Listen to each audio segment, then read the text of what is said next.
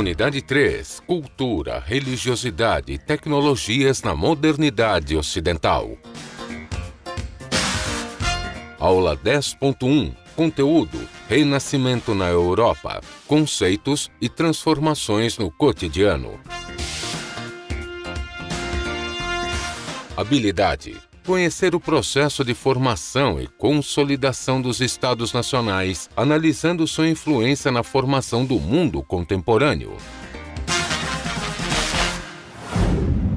Muito boa tarde, Amazonas. Boa tarde a todos vocês que estão nos assistindo nesse momento, professores presenciais, alunos, comunitários. É sempre um prazer estar com todos vocês. Nós aqui da equipe pedagógica de transmissão da SEDUC, desejamos a todos vocês uma excelente aula. Estamos iniciando hoje a terceira unidade desse curso de História para o EJA do ensino médio. Espero que vocês tenham feito uma boa prova ontem. Durante a interação eu vou querer saber como é que foi, se vocês gostaram, acertaram, enfim, nós vamos ter um tempo reservado para isso.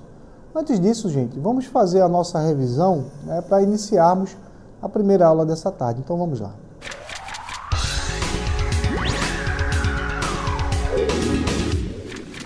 Muito bem, estamos de volta e vamos fazer aqui uma breve revisão do que nós vimos, alguns pontos principais do que acabamos evidenciando nas duas aulas de ontem.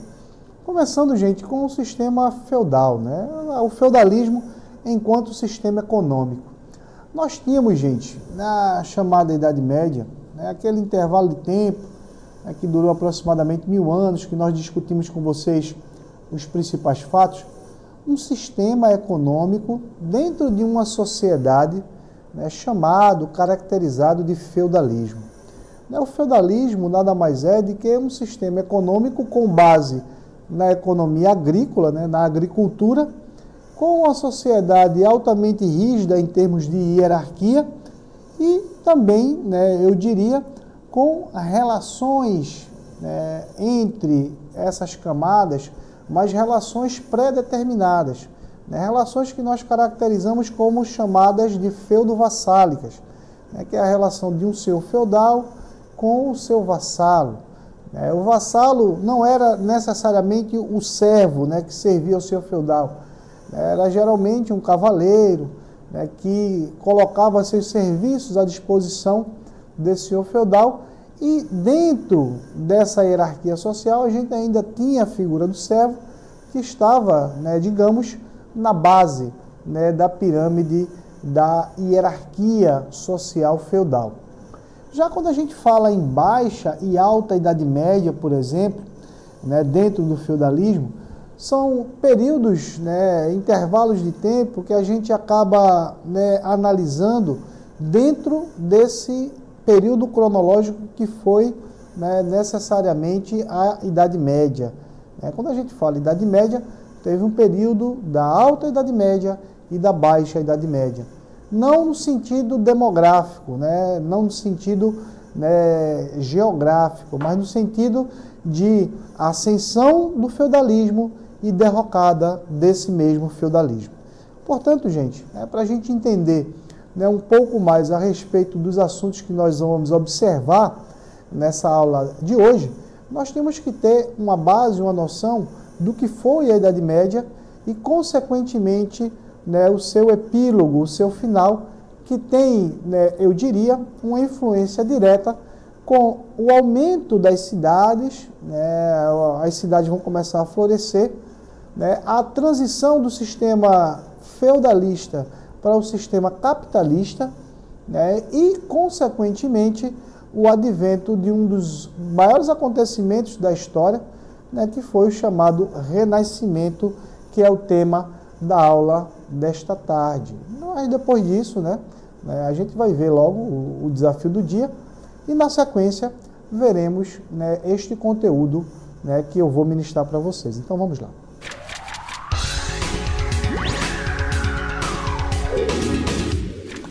Muito bem, gente. Eu trouxe aí para vocês, como desafio do dia,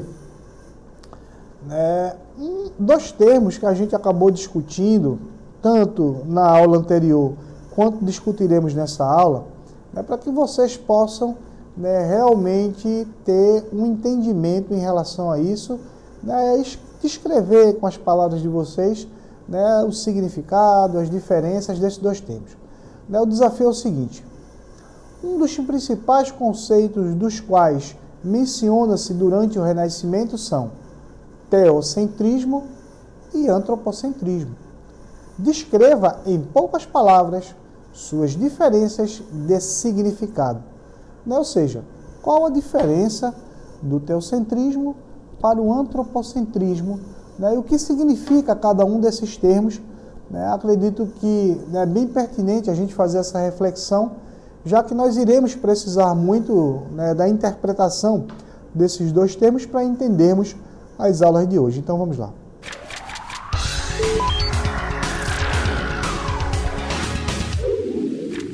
Muito bem, gente. Estamos de volta, né, iniciando, né, esta aula de hoje. E o tema proposto, né, o tema que nós iremos trabalhar é justamente o Renascimento. Lembram-se, gente, que na aula de ontem, né, eu falei para vocês de um pré-renascimento. Eu falei que durante, né, um período denominado de Trecento, né, assim mesmo se pronuncia, né, porque é um termo italiano, e no período posterior, chamado de Quatrocento, né, esses dois períodos foram períodos que reuniram características de pré-renascimento. O termo renascimento, né, preconiza um renascer das artes, um renascer da cultura, né, sobretudo da cultura greco-romana. Os grandes pensadores, grandes artistas renascentistas, eles basearam-se, né, praticamente no que nós classificamos como humanismo. Né? O humanismo foi, né, uma tendência da Grécia Antiga, né, e da Roma Antiga de valorização da arte, de valorização das cores, de valorização do belo. Na história da arte, inclusive, isso é muito comentado. As principais características desse renascimento, né, estão voltadas para a cultura clássica, né, o que a gente caracteriza na história como civilizações clássicas, né, ocidentais, a Grécia, a Roma. A gente tem, né, o início desse período renascentista por volta aproximadamente dos 1300, né, século XIV em diante. Mas quando a gente fala, gente, início na Itália, o berço do Renascimento, vocês vão, né, se já não ouviram falar, vocês estão ouvindo falar agora desse termo, o berço do Renascimento, onde ele nasceu, né, metaforicamente falando, foi justamente na Itália, né, na cidade de Florença, onde nós tínhamos um grande percentual de artistas concentrados naquele local, financiados, né, por um grupo de pessoas que detinham posses, denominados de mecenas. Os mecenas eram aquelas pessoas que geralmente, né, além de deter posses, também detinham uma influência política muito forte. A maioria deles eram banqueiros, né, os Médicis, os Borgias. Nós tínhamos várias e várias famílias que tinham essa característica naquelas regiões, né, sobretudo nas cidades portuárias. Então, a gente vai ter, né, a partir desse momento, né, nesse momento que a gente caracteriza ainda como pré-renascimento, tá? Os anos 1300, 1400, né, até ali por volta da transição de 1400 para 1500, que a gente já vai ter um outro período, uma outra dinâmica chamada de Idade Moderna. Né? A gente vai sair do que alguns livros nos trazem, alguns teóricos, da Idade Média, né, que era considerado para muitos a Idade das Trevas, né, a Idade do Atraso, e nós vamos agora para a Idade, né, onde o homem vai passar a reger o pensamento da humanidade, a razão. Né? A gente vai ter uma época onde o antropocentrismo, né, o homem vai passar a ser o centro deste universo, deste pensamento, em detrimento do teocentrismo, né, em detrimento de Deus como centro do universo, né, que era colocado, né, pela Igreja Católica durante, né, o intervalo de tempo que durou a Idade Média. Mas quando a gente chega propriamente falando nesse processo, né, de transição, né, eu trago aí para vocês a descrição, né, literal. Né? Houve uma troca, gente, né, eu vou ser bem sucinto e bem objetivo.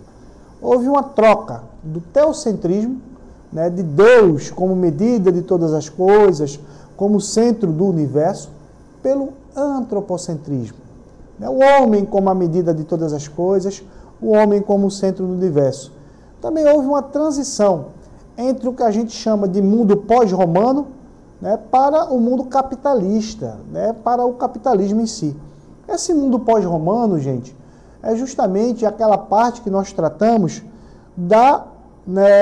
das invasões bárbaras. Né? As invasões bárbaras, elas aconteceram no século V, né, quando os bárbaros germânicos invadiram Roma, e quando a gente fala mundo pós-romano, é justamente o mundo medieval, né, o mundo da Idade Média, né, e a gente vai ter essa troca, essa mudança de paradigma, né, com essa transição da Idade Média para a Idade Moderna, do feudalismo, né, para o capitalismo. Quando a gente chega no século XVI, né, meados dos anos 1500, a gente vai ter uma série de discussões para poder, né, realmente ratificar essas questões, principalmente a sobreposição da razão em detrimento da fé. Né? Para isso, né, eu trouxe para vocês uma imagem para que a gente possa observar. Vamos supor que naquela época, né, Deus deixasse de ser o centro do universo e o homem passasse a ser o centro do universo. Porém, a gente vai ter outras teorias que existiram naquele momento, né, naquele período, naquele, né, recorte cronológico histórico, né, que nós classificamos como Idade Moderna, que é, né, um outro momento. Nós tivemos uma teoria, né, chamada de teoria geocêntrica ou de geocentrismo. Segundo essa teoria, a Terra era o centro do universo.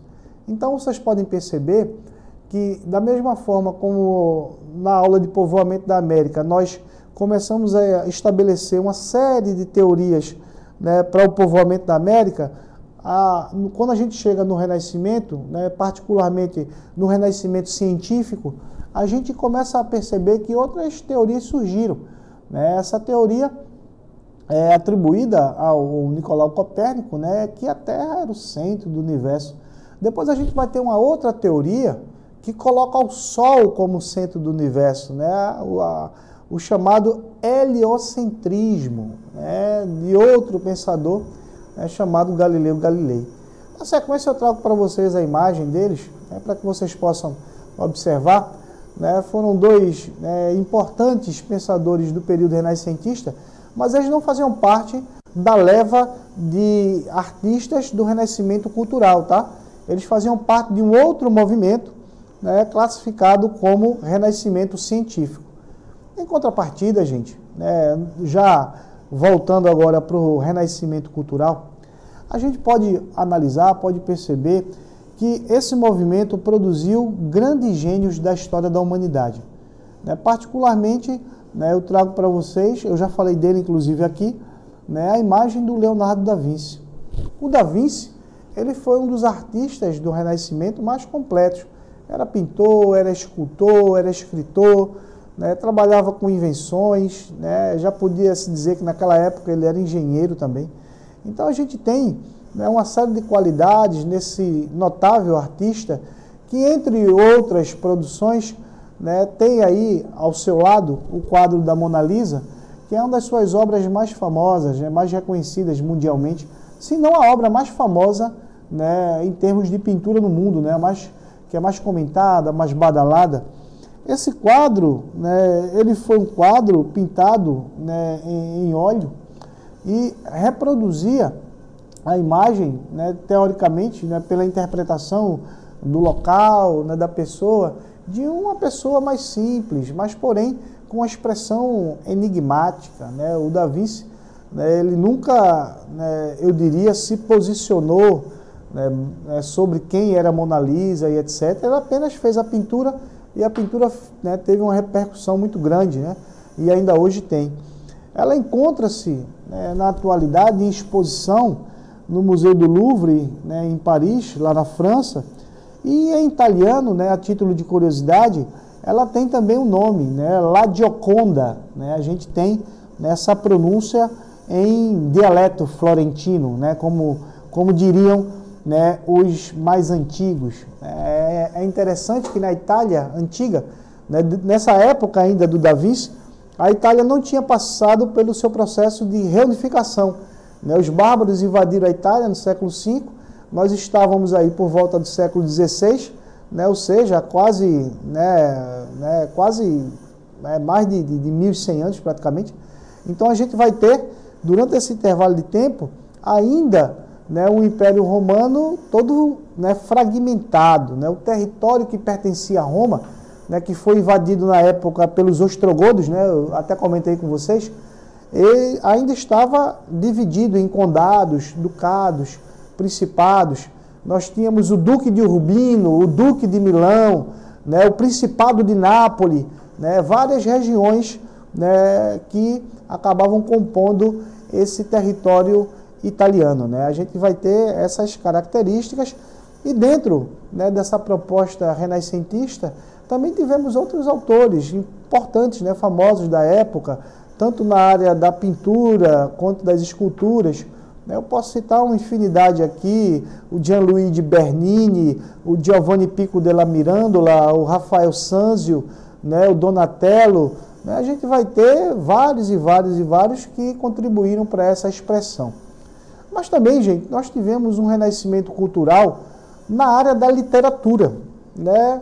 No campo da literatura, né, muitos autores contribuíram para, né, esse enriquecimento desse movimento através de obras, né, através de livros. Entre eles, nós temos um destaque para a literatura do Miguel de Cervantes, né, autor do célebre livro, né, o Dom Quixote, né, o Dom Quixote de la Mancha, né, que lutava contra os moinhos de vento com o seu, né, fiel escudeiro, né, o Sancho Panza. Então a gente vai ter, dentro da história do Dom Quixote, né, um enredo para filmes, né, para peças teatrais, para muita coisa, né, existiu muito pano para manga. Também tivemos uma contribuição, né, do Luís de Camões, com o poema Os Lusíadas, né, é muito trabalhado, inclusive, na literatura brasileira, né, esse livro. Né, a gente vai ter, né, de certa forma, essa grande contribuição, né, no campo literário, que também, né, acaba englobando essa área, né, cultural.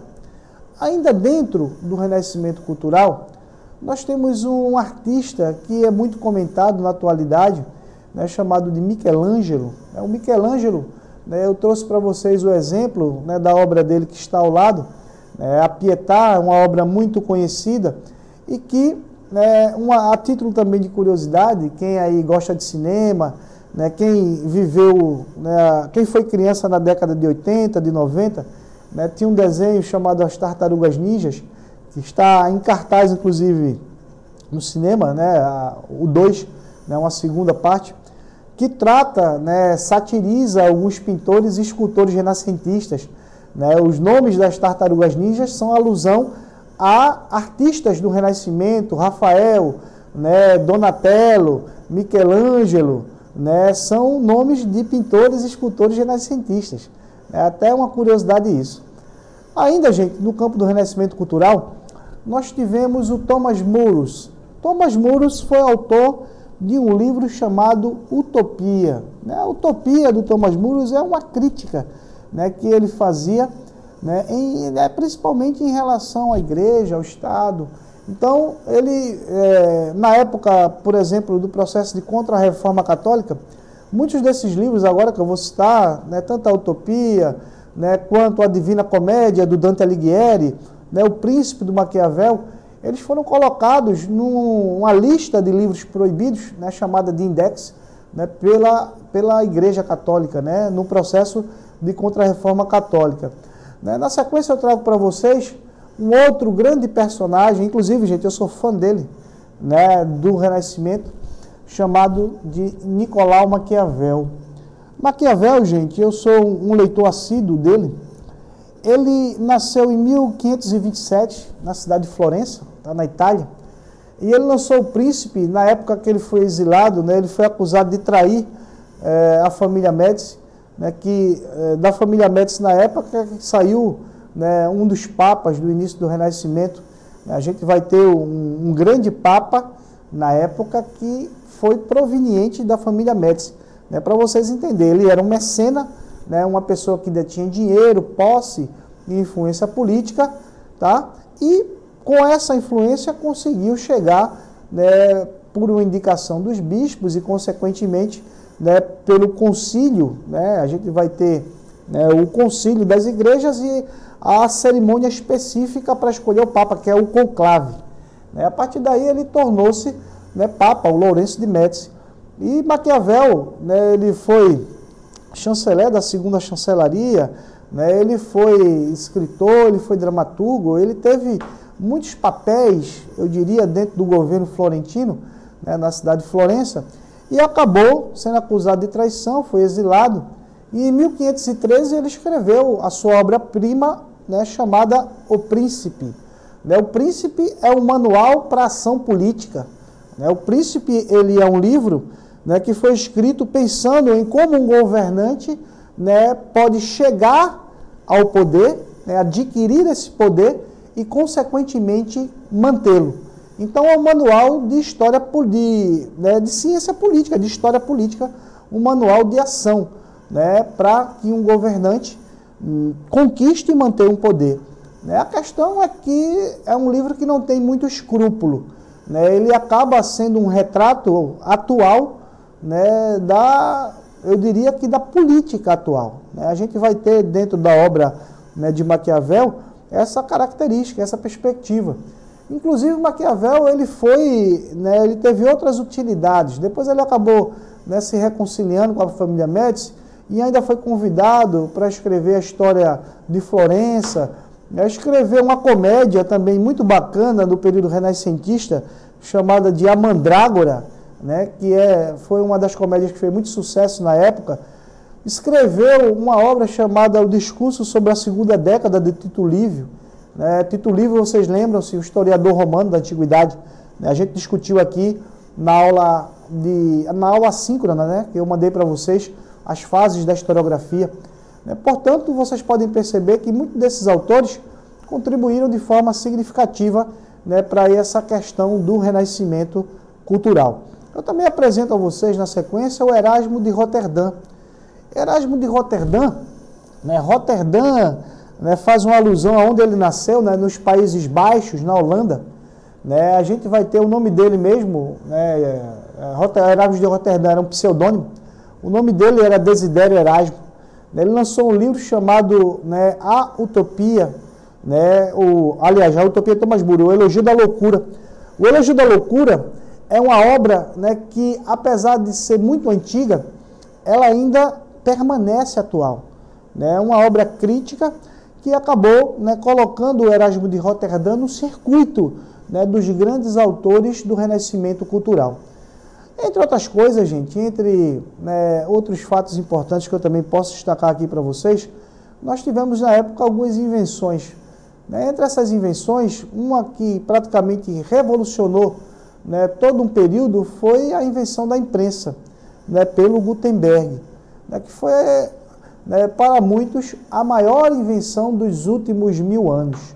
Né, a imprensa vai revolucionar a maneira de como as informações eram repassadas, né, não como nós temos hoje, né, com a internet em tempo real, mas como elas eram repassadas de uma maneira mais dinâmica para aquele período, porque era o que existia de maior tecnologia naquele momento. Né? Vamos lembrar que nós estamos falando de um período que compreende ali a partir do século XVI em diante, então, né, isso faz muito tempo.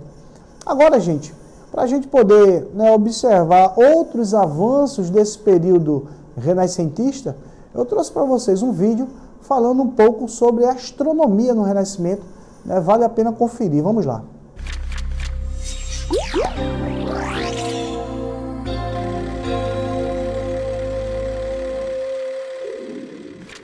Durante muito tempo foi a Terra que permaneceu parada, enquanto todo o universo girava ao seu redor.